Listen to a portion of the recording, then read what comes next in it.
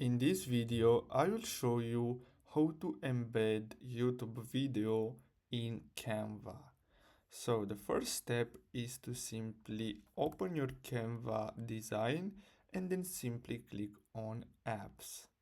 Now the next step is to simply search for the Embed app, and then you're gonna have to click on this one right here. Now as you can see, you can import videos from all these platforms. So all you have to do is simply go to YouTube.